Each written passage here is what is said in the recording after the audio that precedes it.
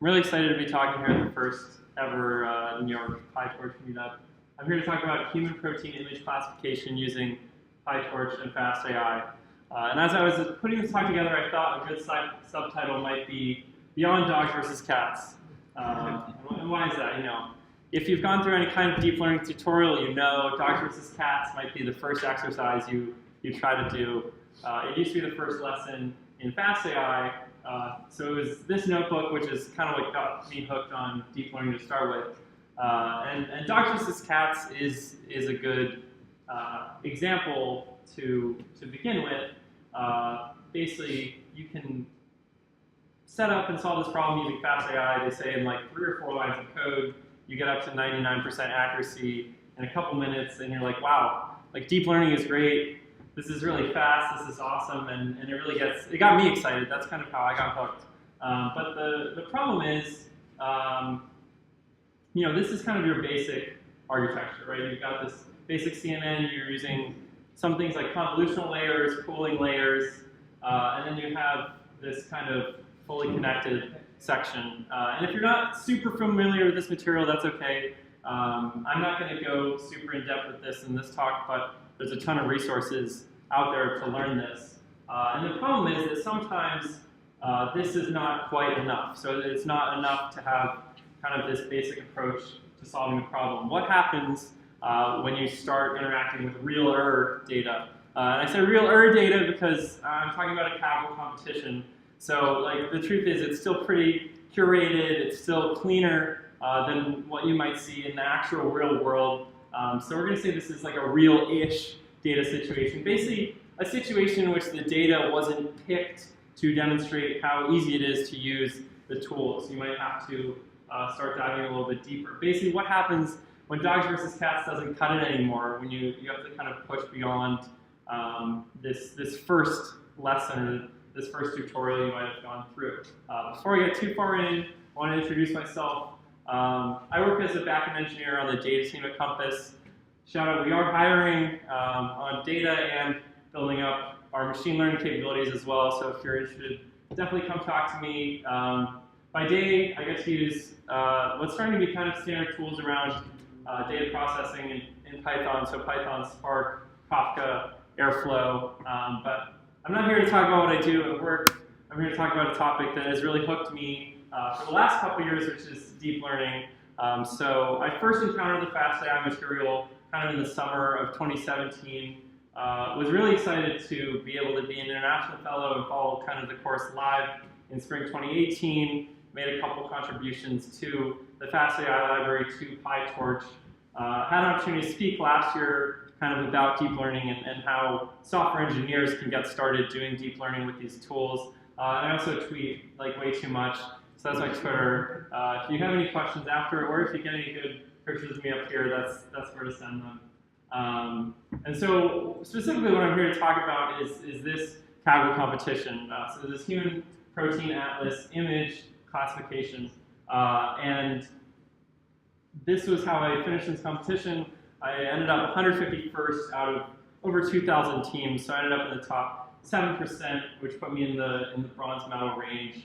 And that's also how I ended up becoming a competition expert through how I did in this competition. But you can also see this line is number of submissions. So over the course of this competition, I figured out I spent 63 days from my first submission to the end. I made 63 submissions. So that's an average of 1 a day. So there's a lot of ideas I tried out. And so this talk is going to go through, you know, what did I manage to do, or what are some of the things I was thinking about through 63 separate submissions. And people have many more. The limit was 5 a day. So you'll see people with hundreds, some people higher up on the leaderboard maybe.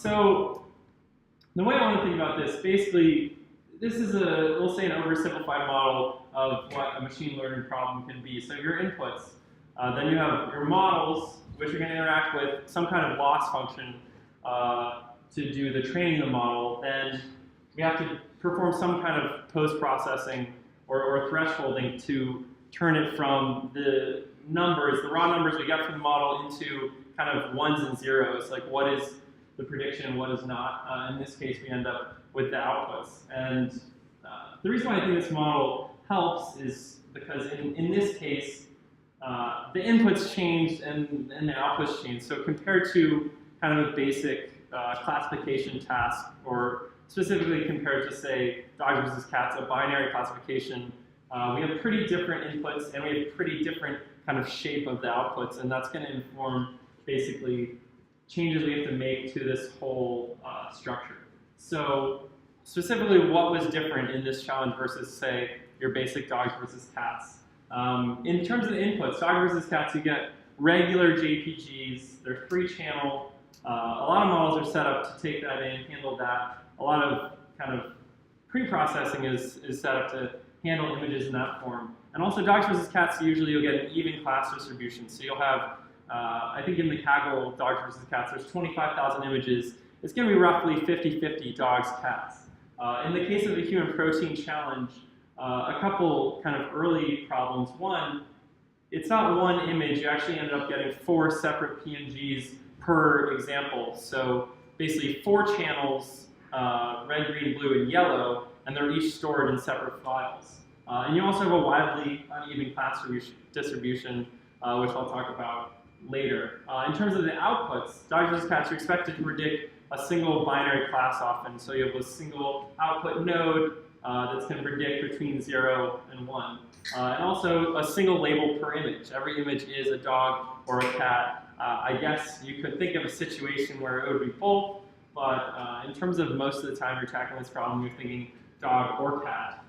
In terms of the protein classification challenge, this was another difficulty in terms of adapting to the problem. Was one, there's multiple classes. So basically, it could be anywhere between, if you index them, it could be anywhere from like 0 to 28. I think there's 28 total classes.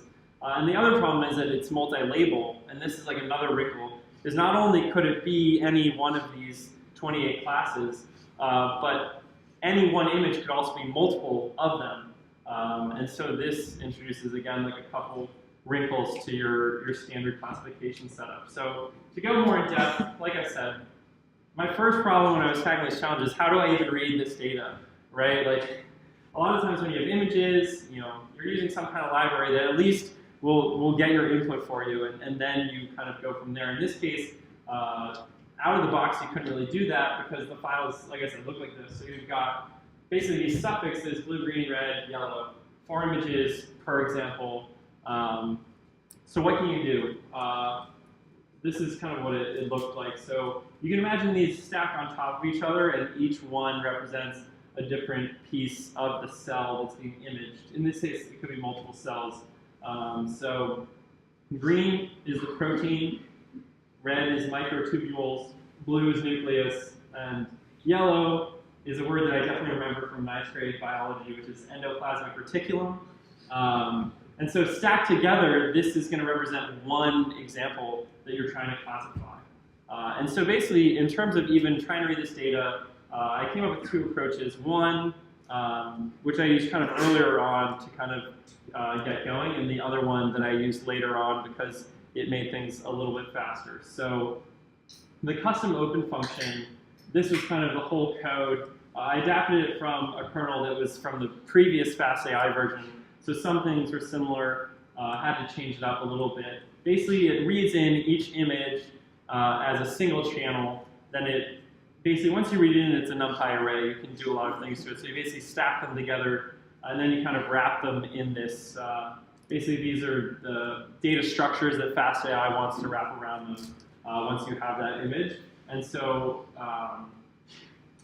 the real trick with that, though, was when I was using this, the fastai library was in pretty active development.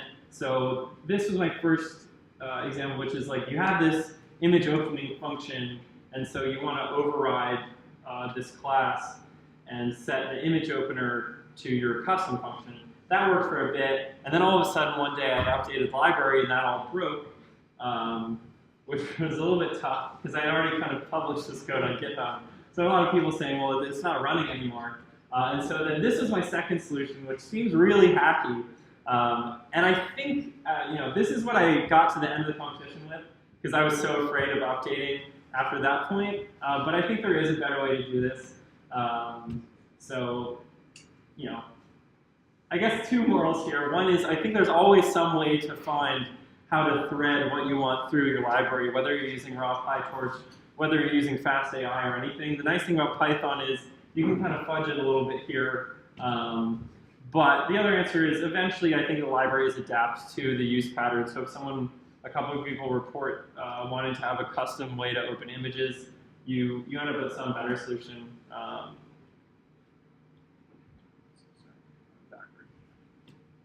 So there's a couple trade-offs, like I said. So there's this custom open function.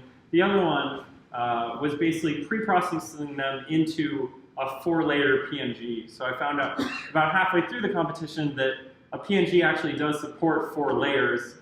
Usually the last one's used for transparency, but you can basically stick whatever numbers you want in there. So that lets you actually store a 4-layer image to disk. And so that's nice, but it does introduce a few trade-offs as opposed to like opening all 4 of them on the fly. One was disk space, so you already have the training data as the 4 separate images. If you then want to pre-process them into one image, for example, that's going to use up a lot more of your disk. So there's a trade-off there. Pre-computing also took a really long time, so we're talking about like thousands of images. I had to wait like a day or two even just to convert them all into like single PNGs. And so early on in the competition, I didn't go with that approach, but as I went on, there was more priority on time to train one model versus kind of iteration speed. And the other one is code complexity. The nice thing is if you do the pre-computation way, so you're opening them once, saving them to disk as a 4-channel image, then you can treat them as kind of normal images, as opposed to, I mean, you kind of saw the complexity of using your custom function you can introduce. And the other interesting thing about the inputs that I found, based on the way the data was collected, was the ability to use kind of extreme augmentations. So basically, augmentations that go beyond what you might apply to, say, a cat image, a dog image. I was able to do random rotations up to like 90 degrees in addition to flips. And so basically, you can think of it, you could rotate the image in a full 360. And the reason for that is there was no like reference point on the slide. Like if you're thinking about how it's actually captured at the microscope, like there's no right way up. So when you're augmenting these images, you can actually augment them in the full 360 and it won't be like wrong because there is no right. And so that can help you reduce overfitting. And then additionally, you can apply random scaling like way beyond what you might do on a dog or a cat, because like if you do it on a dog or a cat and you do it say 1.5 times, you're going to end up with like just a nose or like just an eyeball, and it might not know what that is. In this case, it's another thing where there's no correct scale. The images were taken, I mean, kind of roughly in the same range, but definitely not to the same kind of scale as if you're taking a picture of like, again, like a ball or a chair or something. And so because of that, if you introduce a wider range of zooming than you normally would, that also can help you reduce overfitting. And in fact, if you took that to the extreme, I didn't guess this in my solution, but some people who did really well actually purely trained on patches of the images. So that's kind of taking this large scaling to the extreme where you're only training on these smaller patches of the images, and that can help you get a better resolution, basically. So then, given that we know these differences in the inputs, what does that mean for our model? Because this is kind of the second problem. It's like, okay, I managed to read the data, and that took some coding, took some messing around. Then you're like, well, I can't actually get my 4-channel image into my model, because I mean, this is from Torch Vision's ResNet. But you see there, that 3 is the number of channels that specs as input. So all these pre-trained models are written to take in a 3-channel image. So that's the norm. And so basically, it would break. Like you just get a mismatch of the shape of the tensor. So it's how do we adapt this architecture? We still want to use a pre-trained model, say like a ResNet. How can we take the most advantage of these pre-trained weights, but still obviously we have to adapt it to our input shape. there's a couple of like stages of thinking about this that I went through, and basically by reading a couple of the discussions on the Kaggle forums went kind of through this. So it's, okay, first of all, we just replace this one layer, right? So these are all like Python classes. We can instantiate this ResNet and then just replace this one layer. The problem with that is, like, then we're stuck with one random layer at the beginning of our network, and that's basically going to cause issues downstream because all the other pre-trained layers expect maybe a certain distribution of output, or at least like some kind of output from the first layer. So that's not totally satisfactory. So then the second part is we can reuse the first 3 channels of weights. So we basically make a new layer that is of the right size, and then copy in the first 3 channels. That's like still not totally satisfactory because we're still, that 4th channel is not gonna, it's gonna start off by giving us kind of random output, and that's not totally desired with a pre-trained network. So the last thing is we're gonna create a layer of the right shape. We're gonna copy over the first 3 channels of weights, and then we're gonna take the first channel, we're gonna copy it in as the 4th channel as well. And the idea being that that's gonna be like close enough. And keep in mind, these images are already like kind of far from the images they're trained on, but we wanna try to leverage the pre-training as much as possible. So this is gonna be close enough to get us some benefits of pre-training. So basically, this was kind of a piece of what I ended up with. And so one, you can see, like, you just changed that 3 to a 4. So you're setting your first convolutional layer to take 4 channels of input. That solves your problem. This second bit here is, like I said, you're copying the first channel also to be your 4th channel. And then in the last line, you basically concat them together. And then this last bit actually is another thing people basically suggest in the Kaggle forums is if you were working with 3 channels and then all of a sudden you double it to 4 channels, the magnitude of that output is going to be multiplied. And so if you really want to make it as similar as possible to what it's pre-trained on, you then also want to adjust it by multiplying it by a factor of 3 over 4. And so this is just a couple tricks.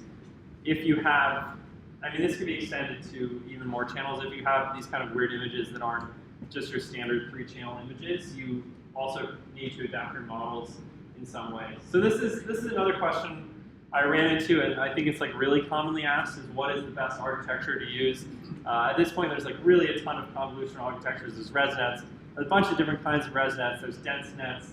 People ask about, or Inception is another one. And the real answer is you don't know what's going to be the best on your data until you try it. So that's my answer, is just try them all. I think people, I know when I was starting out doing these competitions, it's you try to theoretically figure out, well, what is going to be the best model, and you just can't, right? So subject to your computational constraints, just try all the models. My best submission ended up being an ensemble of 2 depths of ResNet, so ResNet 18 and ResNet 50. And I think if you look at a bunch of the solutions that scored well, they're ensembling different kinds of models. So I mean, that's the other piece of it is, honestly, you're going to be ensembling at the end anyway, so why not try kind of a variety of models, and then you can get a better kind of diversity of inputs to your ensemble. So the next piece I want to talk about is loss function. This is where I think a lot of the complexity of this particular challenge came in. And like I said, what makes the data unique in terms of the outputs we're looking at? It's multi-class and multi-label, which I'll talk about a little bit more, and we also see a highly imbalanced classes. So this is kind of the labels. So in this case, we have the image ID, and then we have these labels. And you can see, like I said before, that each image ID can get multiple labels. And the other thing you can start to see here is that some labels predominate over others. So you can already see kind of from the sample, there's a lot of zeros. There's not as many 25s, for example. And so that's one. This is an example of the labeled CSV. And so before I get too far into the loss function discussion, I want to talk about these 2 functions because they're going to be kind of crucial to figuring out what the right loss function to use is. So sigmoid and softmax. And really what you need to know if you're not familiar with them is just the general behavior of these functions. So a sigmoid is going to take your numbers and then compress the output between 0 and 1. So you could input numbers from negative infinity to positive infinity. The output of your sigmoid function is always going to be between 0 and 1. The softmax basically takes some vector of numbers. It pushes the largest value closer to 1, and it's going to push your other values closer to 0.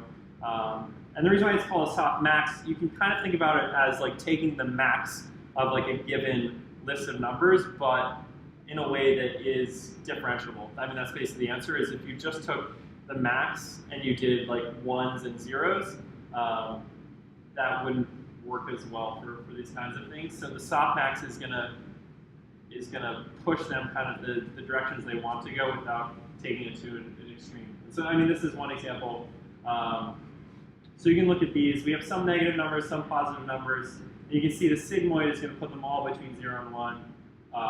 The softmax takes the max value, which in this case is this 1.57. And this is going to be the one that's closest to 1, right? So this is 0.52. And the smaller ones are going to be closer to 0. So like this one ends up 0.09. So that's basically those functions in a nutshell. And so just walking through what loss functions we use in different scenarios. So for binary classification, you're going to use, if you're using PyTorch, this is what you want to use. So this is binary cross entropy with logit's loss. And so basically it applies a sigmoid first to your outputs, and then it's going to apply a binary cross entropy loss. And so this is good because you basically have one like binary unit. You want to use the sigmoid to place that between 0 and 1, and then you want to run a loss that basically compares that to your ground truth labels, which are also going to be 0 and 1. In the case of, say, ImageNet or other ones that are basically multiple classes that are possible, but only one label per image, if you're using PyTorch, a common loss to use is cross-entropy loss. So this is basically going to apply a softmax function first, which is basically going to basically push the largest output of the last layer close to 1, and the other ones, like I said, closer to 0. And then it's going to apply, in this case, a negative log likelihood loss, some kind of cross-entropy loss onto that. And so what do we want to use for multi-class and multi-label data? This is kind of a tricky thing, and it took me a couple like Google searches and digging through the PyTorch forums to like figure out, well, what is the right loss? There's a couple options, but I think the simplest one, if you think about it like this way, for a problem where we can predict multiple classes, and we can also predict multiple labels per example, the best way to think about it is each label is a separate binary decision, right? So if we have 4 classes, and it can be any of those 4, and it could be all of those 4, then basically choosing each of those classes, one decision is going to be independent from the other. And that's not totally statistically true, which is that like some of the classes in this data set correlate with each other, but in terms of calculating the loss, you can treat those as separate binary outputs. And so it actually turns out that you can get away with using the same binary cross-entropy loss. And the main thing is you want to avoid applying the softmax. Like that's the main thing to take away when you're working with multi-label data, because basically it's going to take one of your predictions and push that to an extreme, whereas because this applies the sigmoid over all of your outputs, it's going to allow you to predict multiple labels with a high confidence. So the other, like I said, the other problem with the labels is this class imbalance. And so, I mean, you can see on one side, the nucleoplasm class had over 12,000 examples in the training set. And rods and rings, I think, was only in the double digits. So this is like an extreme imbalance of the classes. And the reason why that matters is because of the evaluation metric. And in this case, this competition was evaluated using the macro F1 score. And so the F1 score is basically a score that trades off precision and recall. But the important bit is the macro version of it averages over the classes. And so each class has the same impact on the final metric. So a class with 100 examples impacts your final basically score as much as a class with 12,000 examples. So basically, it matters as much that you get the rods and rings right as the nucleoplasm, despite having so many fewer training examples.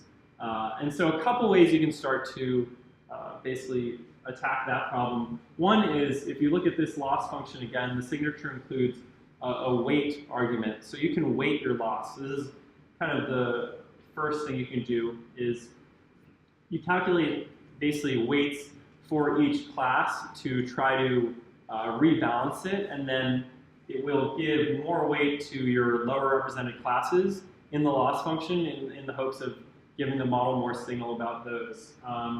And calculating weights is a little bit tricky, and I first tried it out by doing the direct weights, but as you imagine, if you have like 12,000 examples on one, and like, I mean, we'll just say 120 for like easy math, right? Like that's an extreme ratio. And so using the direct weights actually like made my models worse. And so this is something I found in the kind of Kaggle forums is you can use log dampened weights. And so this is a formula here, but basically it's going to apply a log to each ratio in order to kind of damp down the extremeness. So instead of having like 1,000 to 1 ratio, you're going to end up with closer to like a 6 to 1, a 7 to 1. And so this is, after applying like this function to the weights, this is the true class weights. So you can think of them as like an inverse ratio of the representation. So class 0 with this weight of 4 actually represents 1 in every 4 samples, whereas 27 represents only 1 in every like 1,300. But like I said, using these weights to try to readjust your data would not be good in the end. So you can see now with the log dampened version that class 0 is now at 1.0 basically as a weight. So this is kind of the standard because it's the most represented. It's 1.0, and then some of the higher ones are closer to 6 or 7. So those are going to count 6 or 7 times more, but not like 1,000 times more, and then that ends up being more effective. A couple other ways to address class imbalance. This is one that came from object detection, but people use it now across many different problem domains. It was designed to attack a similar problem, which is difference in imbalance between foreground and background classes, and it basically does that by adding less to the loss for like well-classified examples, and then it increases the kind of loss or penalty for poorly classified examples. Another thing you can do in PyTorch is you can use a random sampler. So the first thing I talked about is you can weight your loss function, right? So once you calculate the loss for each example, you decide that some count more than others, but you can also kind of change it as you're creating your batches that go into training. So PyTorch has this weighted random sampler, and you can pass in the weights, and it changes how you select your batches. So this is like a basic example is if you have kind of 8 red examples, 1 green, if you do a standard sampling where these brackets are representing your batch, so we're having a batch of 3, you're only going to end up with 1 batch that has a green example in it. And that's not good because that means that in every other batch, your model is, if you're using, say, like gradient descent, your model is deciding to take a step without any information about one class in your data set. And if this green class actually counts as much as the red classes in the end, you don't want your model like going in those directions without that kind of signal. So weighted random sampling maybe, because I mean it is random, it's just based on a distribution, but it increases the likelihood that you could get another green example in there. And basically this will do it without replacement, or with replacement rather. So it would obviously be the same green sample, you only have 1. But even having that in multiple batches is going to help get that signal and help your model do a better job of basically like figuring out which direction to go in each step after each batch. So then, kind of the last piece, once you've figured out how to get your inputs in, you figured out how to adapt your model, you figured out a loss function that's going to help your model learn to go kind of in the right direction, learn the right outputs. You still need to figure out, based on the raw outputs of the model, what counts as a label, what doesn't. So you're going to need to apply thresholding. And this is a basic example, is they're all going to be like float numbers, or they're all going to be decimal numbers. How do you decide which of these 0.9, 0.1, 0.2, 0.7 is a 1 and which one's a 0? And this is kind of a meme version of the decision. So first, you can set all classes to 0.5. The second, you can optimize on the validation set. And then the third one, which ended up working the best, is you decide to optimize per class on your validation set. So this is basically one more way in which you address the class imbalance, right?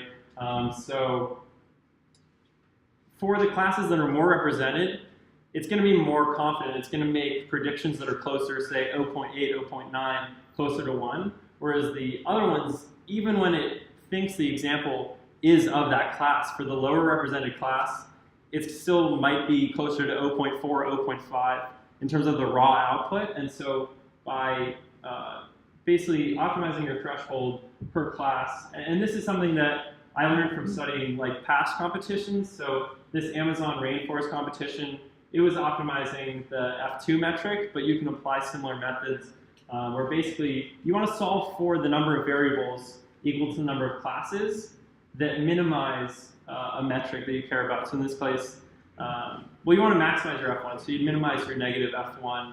And this repo has some good code for applying basically like classic optimization methods, because this is basically a problem with like I said, the variables you want to predict are the number of classes. And so you can apply this optimization and get a better result than if you were, say, just trying to guess and check and pick out a threshold. So because it's Kaggle, I have to give you like a little bit of ensembling, which again, this is going into the real-ish domain of the problem rather than maybe what you apply in the real world. But basically, the first way people ensemble usually is with averaging.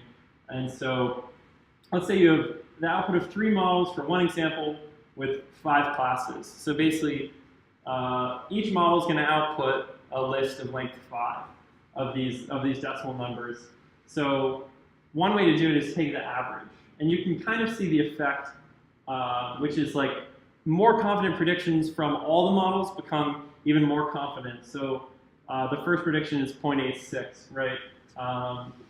But then ones that basically one model might get wrong. So look at the fourth column here. It's 0.9, 0.1, 0.9. So 2 out of the models predicted it with high confidence that it, say, belonged to this class. One model didn't. But with this averaging, you end up with 0.63, and so you might end up getting that right if that is the true label. So ensembling with averaging is a standard technique. A lot of people on Kaggle use it. But some weirder techniques that I saw work in this competition, this is the one I used, which is ensembling with max. So instead of just averaging it, you just take the max value from each model. So say, again, these are the outputs for a single example. You just go through the columns and say, what's the max value here, and take that. And then there's an even more extreme form of it, which with some people who did well applied, which is ensembling with like OR. So you do like a logical OR. And so in this case, you've already thresholded, you've already predicted for each model 0 and 1. And then basically it's saying, if any of the models in my ensemble predicted that it belongs to this class, then I'm just going to make that prediction. And so that seems a little bit weird, because it seems almost the opposite of the averaging, right? The averaging lets you take predictions from a bunch of models and kind of smooth out the outliers. In this case, you're kind of explicitly including the outliers. But I think the reason why this works is some of these rare classes were so hard to predict and yet counted for so much toward the metric that if you could get even one model to truly like find the underrepresented class, I think it gave you kind of a bump, because like I said, even though it might have only 100 examples compared to 12,000, like it's still going to count for the same amount. And so this gives you a way to say, if I detected it, I'll keep it in. And so that's kind of the last unsettling bit. So just to conclude, these are kind of like I said, this is kind of how we conceptualize the problem. And because the inputs change, because the outputs changed in terms of the shape of the images, and then also the shape of multi-label, multi-class predictions, this causes us to have to kind of revisit a bunch of the kind of intermediate steps. And so the thing I would say about this is I encourage you to work with data sets that force you to explore the capabilities of your tools. So in doing this, I learned a bunch about fastai, like I kind of said, exploring even the changing API as I worked through it, but also a bunch of features of PyTorch, like this weighted loss, weighted random sampling. There's a lot of cool things in there that you might not encounter if you, you start out with some dogs versus cats, and then some maybe multi-class predictions. But if you encounter other data sets that challenge you to take things in a different direction, you can really start to learn some cool stuff. So further information, this is code that I shared. So I put up kind of starter code at the beginning of this competition. It doesn't have like all the tricks that I shared tonight, but I think I'm going to update it and include my kind of final answers. This is the kernel version, so even if you don't have a GPU or you don't want to bother with setting up, this is like, Kaggle will give you a free GPU. If you haven't tried it out, it's pretty cool. And then this is a Kaggle discussion where I shared the code, and it includes a lot of kind of debugging tips and people yelling at me for breaking it. So that could also be interesting if that sounds cool. And then definitely I wanted to, and I'll put these slides up on the Meetup, but these are a bunch of other discussions and kernels that inspired me, because Kaggle's an amazing place. These competitions are kind of free-for-alls for a couple weeks, and people are throwing up a bunch of different ideas. And so, the end result is to try to kind of put together all these ideas with your own hardware and software stack, whatever you're working on, and try to pull in some of the best ones maybe and come up with some working solutions. So definitely, if you're interested in this competition and if this sounded like something you want to learn more about, definitely also head to the discussions, because most of what I learned through this was just reading through those and seeing what other people were talking about. And that's it. Happy to answer any questions, and there's my Twitter if I don't get to anything you're interested about. Thank you. Any questions?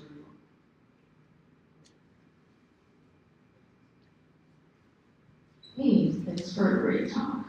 So my question was, out of different methods to deal with class imbalance, for example, the weighted loss, using the focal loss, and the weighted sampler, which ones did you use?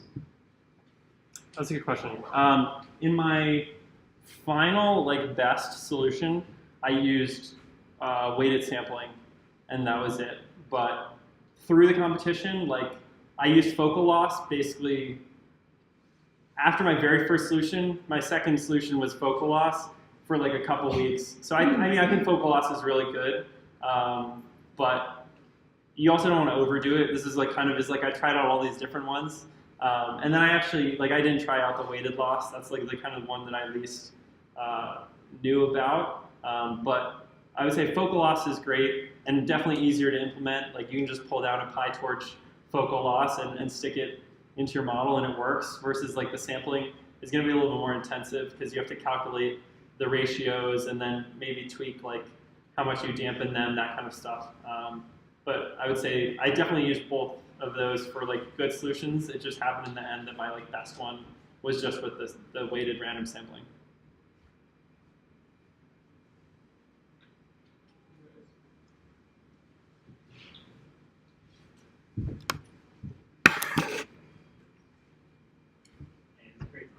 Thanks.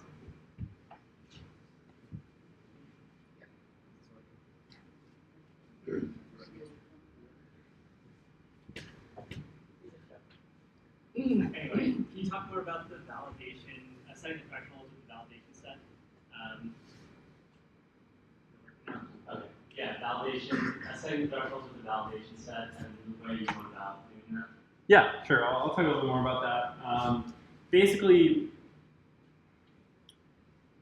trying to think of how to. So basically, once you finish training the model, like this is apart from training. So basically, I would generate the predictions on the validation set, and so I have like these big NumPy arrays, and all of the like validation thresholding was done in NumPy. Like it wasn't, and like NumPy and scikit-learn, it wasn't through like PyTorch, but basically, you have your validation predictions as this NumPy array. You have your validation labels, and then scikit-learn has like an F1 function, right? So you can calculate your metric. And there actually was like some speculation it wasn't quite the same because people's validation scores generally were like much higher than leaderboard scores. So, but it was a good enough signal. Like there's enough correlation there. So basically, so you have your predictions, you have your labels. You can use scikit-learn's F1 score, and then basically, like I said, you use this. You use basin hopping.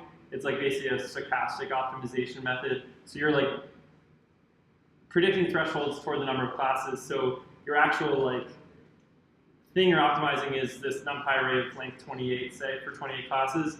You're like making small stochastic changes to that. And I think I set it to run a certain number of iterations. And after it got to the best F1 score, or I mean the lowest negative F1 score, it kind of stopped and said these are the thresholds you use. Yeah, I mean I could. I mean the link to the code is in there. So if you have more interest in that, you can definitely go read it. But it is some of the parameters require tuning, but it's basically putting together like your predictions plus a couple of these scikit-learn functions. Thanks. Yeah. Quick question. Maybe this is a dumb strategy for thresholding. Are we able to look at the priors of each class, as percentiles, to determine whether the thresholds that you can choose would mimic some of the priors? Yeah, no, that's definitely that's the strategy some people use. So basically, like the thresholds were calculated like somehow from the ratios of the examples in the training set. I think I might have used that at some point, but I didn't find it to be the best. Like optimizing like directly based on your validation metric ended up being the best one. But I mean, there's some people that ended up like scoring very highly with just flat, like they're like actually optimizing it is causing me to overfit, and so I'm just going with a flat like 0.3 for all classes. So it partly depends on what else you did in training, but that is one strategy, is you can incorporate, obviously you have knowledge of which classes are more represented, which are less. So you could do that. I think some people did. You probably said something about this already, but were you able to use pre-trained models? This is the input was 4-channel in this case, and most pre-trained models are 2-channel inputs. Mm-hmm. And did you use pre-trained models? If so, how did you get it to work? Yeah, I can go back to that slide. Talk about that a little bit more. Okay, so this is kind of what I ended up with. And like I said, this was kind of a combination of a couple ideas that were in kernels or discussions. And basically it's that you, one, I will say like pre-trained models definitely helped. Like I think most people who scored in the top like 100 on this challenge were using pre-trained models. I don't know if that was just because that's all that people decided to try. Like maybe some kind of custom architecture could have done it even better, but those are the tools people had. So one, like pre-trained definitely helped. And in this case, basically, you're using, I mean, if this is like a ResNet 18, you're using all the layers beyond that first convolutional layer are going to be exactly the same. So that's going to be the same exact. And then you basically make a new conv1 layer. And like I said, I changed this to a 4, so that's going to change your input. But this is just going to be kind of random instantiation, and so that's not going to be like amazing. And so what you want to do, which is what these couple lines are doing, are basically copying over the weights from the existing pre-trained model into your new one, and kind of reusing those as much as you can. And then the last kind of piece is that you take the, I mean, it's, if you can think about like the different dimensions of it, like it in the end makes sense, but it's like you're taking what was 3 in one dimension, you're turning that into 4, and you can take like, well, one, you can copy over the first three like easily, right? That fits into this, and then it's like, what do you do with that last like fourth like row in that dimension? You basically take the slice of the first one, you put it in there as the fourth one, and that ends up being like good enough basically to get the benefit of pre-training. I mean, at least as far as I found. But I mean, the other thing you could do is like just do a random instantiation, freeze the rest of the model, and then train just that first one for a bit, and then keep going. And that's what people do when you're like changing the other side. So when people make a custom head, that's often what they'll do. But it seemed kind of strange to like try to freeze just the middle of it and train the beginning and the end. And so that just seemed a little bit more complex. But there's also probably solutions in that direction as well. I have another question. Did you train on kernels? On kernels? I will admit that I did not train like for this. There's a kernel version of it, like I said. I think kernels are great. I've written like a couple of them, but I have a setup at home. I've got 2 GPUs I train on, and this one, like, to get us like this far in the competition did take like a lot of like training models all day. Like basically the last 2 weeks was like training models all the time for 2 straight weeks, basically training 2 models at a time each one. I mean, I think like, and like I said, this is Kaggle, so there's gonna be some amount of ensemble. I think my last one was an ensemble of like 10 models or something. And you're applying like, I mean, I didn't get to this, but you're applying train test augmentation too, so then actually you have even more like predictions. So it ends up being a pretty big, but there are, I think, some people who attempted it on kernels and like did pretty well, but it would be hard, I think.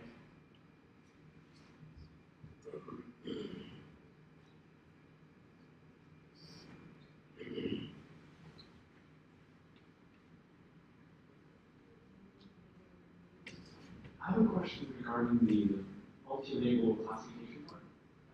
You mentioned that your approach is based on the assumption that each decision is made independently from Right. this. Have you seen other approaches that does better than that? Or? Yeah, that's a good question. It's kind of a natural follow-up. So what you can do, you still wouldn't want to, at least as far as I know, you wouldn't want to shape your loss function. So your loss function, you're still going to use like binary cross entropy. But then what people do to take advantage of that correlation is basically, instead of thresholding, you instead generate your raw outputs. So you've got a list of, like I said, 28 classes. You've got a list of 28 decimals. And then you actually run those through another classifier. So then you're doing like stacking.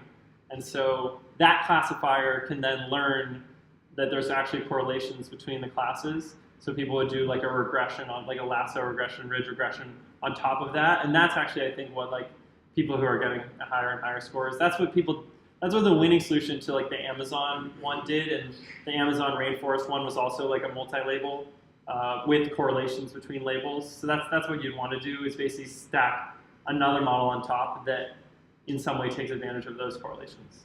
Have you tried that yourself? I didn't get to that. You can only get so far in 2 months, but. My question is, if all the, because the PyTorch is not included in the comments, so is there any way if the environment is wrap all the Python side that I can still install that package? I mean, a little bit. Oh yeah, I'm not sure I totally understand, but I do think PyTorch is in the kernels now. I don't know if there are some issues installing it before, but you should be able to import it in Kaggle kernels. No, but if my company wrap all the Python side, I can only copy it, I mean download it and copy to the copy. Is it doable, or it's... Yes. Okay. I think I understand it now. You can install PyTorch from the source.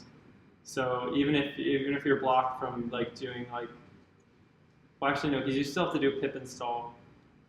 No, but it wrapped that PIP, so how can I mean it wrapped the PIP to get the files from the internet. I can get the file from the local drive or USB. Okay, well then in that case you could basically you're going to clone the PyTorch repo, and then you can do a local install from those files. Yeah, Okay. So if, send me an email. yeah, we can talk about it offline. I don't want to get into too much trouble like telling you to subvert your company's security. Anybody else? Okay. When you talk about optimizing the thresholds based on the validation set, do you mean looking at the ROC curve, or do you do something else? Well, I mean, in this case, you are using like a calculation of the F1 at that particular threshold. Does that make sense?